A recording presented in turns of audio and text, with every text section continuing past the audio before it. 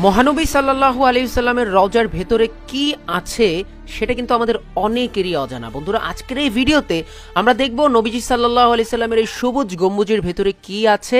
এই ভিডিওটি আপনারা যে যেখান থেকে দেখছেন অবশ্যই কিন্তু শেয়ার করে দিবেন। দেখুন, এই সবুজ গম্বুজের ভেতরেই কিন্তু যে জায়গাটি রয়েছে এটিকে বলা হয় হাজারে আল সাদা, অর্থাৎ এই যে প্লেসটি দেখতে পাচ্ছেন এটিকে বলা হয় হাজারে আল সাদা, এবং এখানেই কিন্তু নবীজি সাল্লাল্লাহু আলাইহি সাল্লাম ঘুমিয়ে আছেন।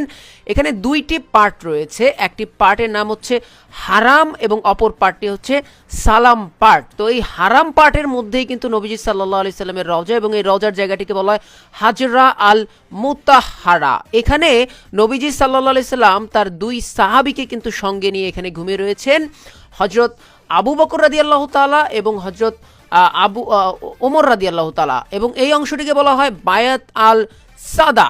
তো বন্ধুরা, আপনারা যে যেখান থেকে এই ভিডিওটি দেখছেন অবশ্যই কিন্তু কমেন্ট করে জানাবেন। এবং দেখুন, রওজার বাহিরের এই অংশটাকে বলা হয় মুআজ্জা আল শরীফ, এবং এখানে দাঁড়িয়েই কিন্তু বাইরে থেকে নবীজি সাল্লাল্লাহু আলাইহি সাল্লামের দুরূদ পড়েন হচ্ছে যারা হজ এবং উমরা পালনকারীরা যান, তারা কিন্তু এখানে দাঁড়িয়ে হজ এবং এখানে নবীজি সাল্লাল্লাহু আলাইহি সাল্লামকে সালাম জানায়। এবং এই পাশের অংশটি হচ্ছে রিয়াদুস জান্নাহ, অর্থাৎ এখান দিয়ে কিন্তু নবীজি সাল্লাল্লাহু আলাইহি সাল্লাম এর মেম্বার ছিল, এবং এটি কিন্তু হযরত আয়েশা রাদিয়াল্লাহু তাআলা এর ঘরের দরজা। নবীজি সাল্লাল্লাহু আলাইহি সাল্লাম এখান দিয়েই বের হতেন এবং প্রবেশ করতেন।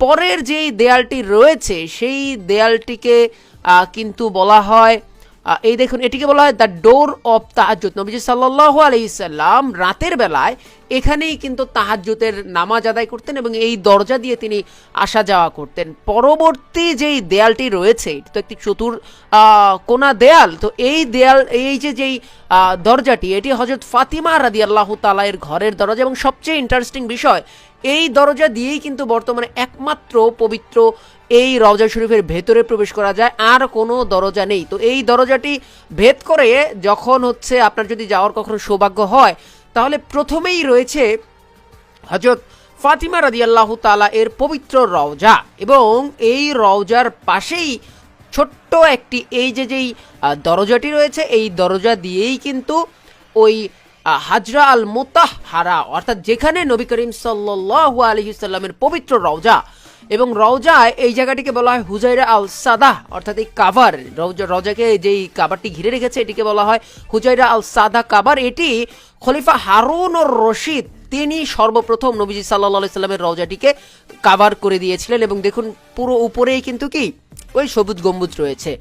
তো রওজার একদম পাশে যে জায়গাটা রয়েছে, এখানে নবীজি সাল্লাল্লাহু আলাইহি সাল্লামের পবিত্র নাম এবং দুই সাহাবী হযরত ওমর রাদিয়াল্লাহু তাআলা এবং হযরত আবু বকর সিদ্দিক রাদিয়াল্লাহু তাআলার নাম কিন্তু এখানে ঝোলানো রয়েছে। তো বন্ধুরা, আপনারা যে যেখান থেকে এই ভিডিওটি দেখছেন কেমন লাগছে সেটি কিন্তু অবশ্যই কমেন্টে জানাবেন, এবং বন্ধুদের মাঝে এই ভিডিওটি কিন্তু অবশ্যই আপনারা শেয়ার করে দিতে পারেন ইনশাআল্লাহ।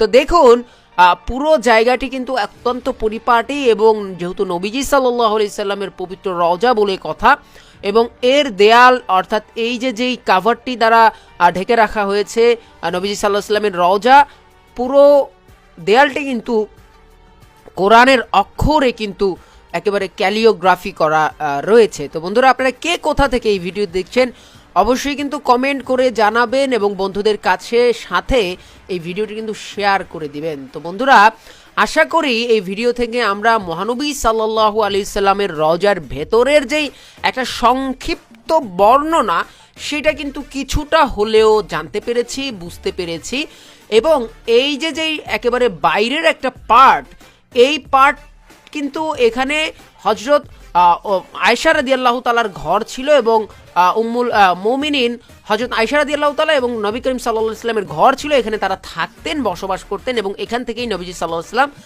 বের হয়ে আসতেন। এবং এই যেই মেহরাবটি দেখতে পাচ্ছেন, এখানে দাঁড়িয়ে হযরত ফাতিমা রাদিয়াল্লাহু তাআলা আনহা তিনি নামাজ পড়তেন। নবীজি সাল্লাল্লাহু আলাইহি সাল্লামের ঘরের পাশেই হচ্ছে নবী করিম সাল্লাল্লাহু আলাইহি সাল্লামের মেয়ে ফাতিমা রাদিয়াল্লাহু তাআলার ঘর ছিল। তো বন্ধুরা, আশা করি মহানবী সাল্লাল্লাহু আলাইহি সাল্লামের রওজার ভেতরের যে দৃশ্যচিত্র সেটি আসলে আমরা আপনাদেরকে কিছুটা হলেও সে বিষয়ে ধারণা দিতে পেরেছি, এবং আবারও যখন বের হয়ে যেতে চাইবেন তখন কিন্তু এই মা ফাতিমা রাদিয়াল্লাহু তাআলা এর রওজার পাশ দিয়ে যেই দরজাটি রয়েছে সেই দরজা ধরেই কিন্তু আবার এই ভেতর থেকে বের হয়ে আসতে হবে, এবং বের হয়ে আসলে কিন্তু কি দেখতে পাবো, সেই রওজাটি যেটি আমরা সারা বিশ্বের মানুষ বাইরে থেকে দেখি, অর্থাৎ সবুজ গম্বুজটি কিন্তু আমাদের সামনে আসবে। এটি একটি 3D অ্যানিমেশনের মাধ্যমে মহানবী সাল্লাল্লাহু আলাইহি সাল্লামের রওজা মোবারকের দৃশ্য ভেতরে কি রয়েছে সেটি দেখানোর জন্য, বোঝানোর জন্য মূলত ধারণ করা হয়েছে।